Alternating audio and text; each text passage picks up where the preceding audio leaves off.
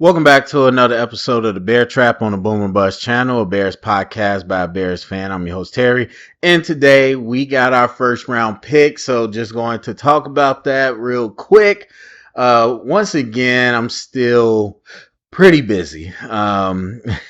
Slow down for a second, but I'm busy, very busy again. It's end of semester. I was in Spain for a week and it's just a lot going on that it's wrapping up, but I want to take some time to at least react to our first pick, and then I'm sure I'll react to our other stuff as well. But Darnell Wright. Now, I talked about him prior. Most of these, not all of them, but a lot of these players, when I was doing evaluations, that's in the community section. You can scroll back and see that. But Darnell Wright is a tackle that I really loved. Him and Anton Harrison, I thought were vastly undershadowed. You had Paris Johnson, of course, and then Peter Skoronski. But then you had people talking about Broderick Jones and Jalen Duncan and just other people that I didn't think were as good. So Darnell Wright started to climb up those charts, getting closer to the draft. And then I started to see him in mocks, and mocks don't really mean nothing, but I started to see him in the top 20. And I'm like, okay, so hearing good things. And I knew the Bears were really interested in him, but I honestly thought Paris Johnson would get to us. So I'm sure they'll say that they wanted to do Darnell the whole time, but I do think if Paris got to 9, that would have been a pick there. But so anyway, I wasn't able to like sit at home and watch.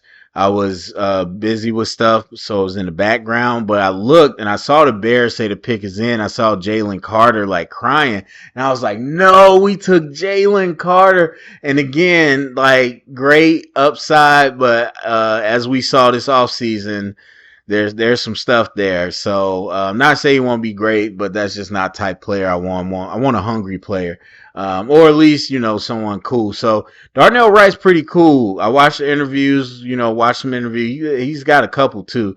Pretty real chill dude, real funny. But as far as the film, I mean, he got 4 across the boards: 4 pass blocking, 4 run blocking, 4 motor.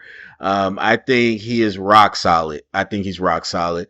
I do think that if you could get him in a little bit better shape, he could be as good as worse as far as a right tackle.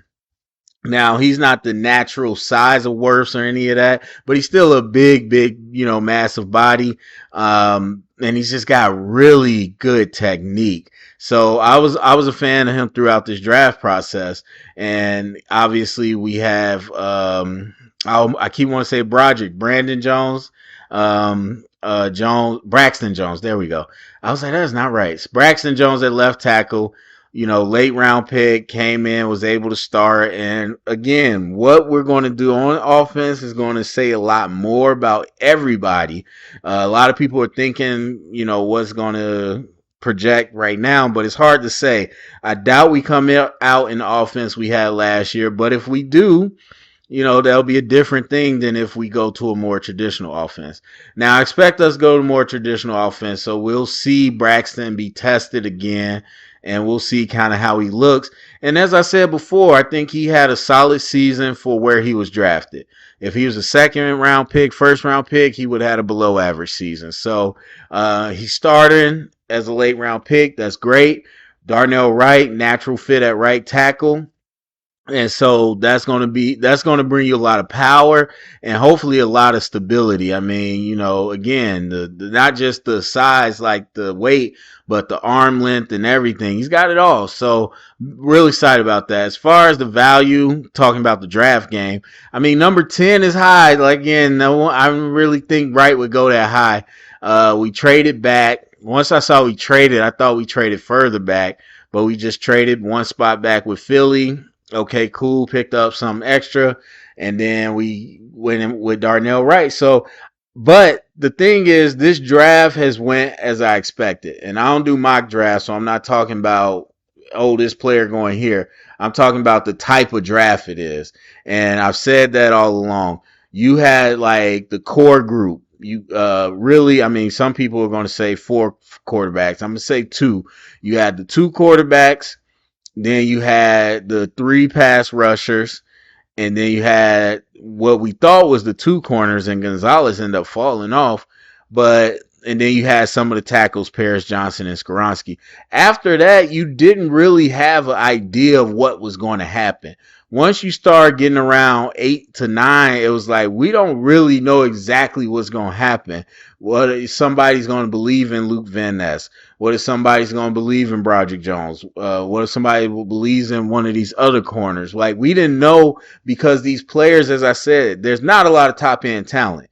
And I get pushback online and other draft places, but it is what it is. And if you listen to GMs and people talk over last week, they agree as well. There's not a lot of top end talent this year.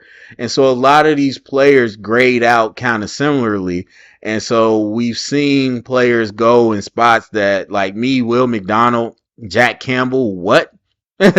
Those dudes going in the top 20. So, but that's what happens when you don't have clear cut, top end guys. So for us to take Darnell 10 at right, Darnell 10 at right. Well, you can see my mind's jumbled. For us to take Darnell Wright at 10, where I do believe we maybe could have got him a little lower. I still think it's okay, because it's just like, you might as well. Again, these guys are pretty together. I do think DeJuan Jones and Anton Harrison are just as good at right tackle, or not just as good, but are great prospects too for a later round. But, you really like them. If you like the kid, especially, then, might as well take them. I don't think there's not like a big swing and a miss in this draft when once you got past 5, really, it was just kind of like, okay, what type of flavor you want to do. So, I don't hate it. We all know the offensive line needed upgrades. We'll see how the guard does. I know it's Nate something. I know a lot of people going crazy, but he wasn't that great in Tennessee, to be honest. He was solid, so we'll see how he does. I feel Tevin Jenkins is all pro at guard. He's going to be a left guard, and Cody Whitehair is going back to center. Then we got Braxton and Darnell now. So, the line's in good shape. I don't think it's amazing, but it's in good shape. Obviously, much better than last year. So I am excited to see what we end up doing with offense. And then going forward with the rest of this draft, it's a lot of intriguing people. We'll see kind of, who we end up taking. I do feel like, obviously, the defense needs a lot of love. But as I said, these edge rushers aren't great this year. Even at the top with Will Anderson, they're not great. And so there's names, there's bodies, but I don't feel like any of them are great. So we'll see what we end up doing. We still need D linemen. Well, I wouldn't say we need it all. We spent some money on linebacker, but I still think we need to upgrade the secondary and everything like that. So anyway, that's it for me. Short and sweet. Go down comment section. Let me know what you think. Share it around. Get the conversation started. Thumbs up, subscribe, and remember, stay up and bear down.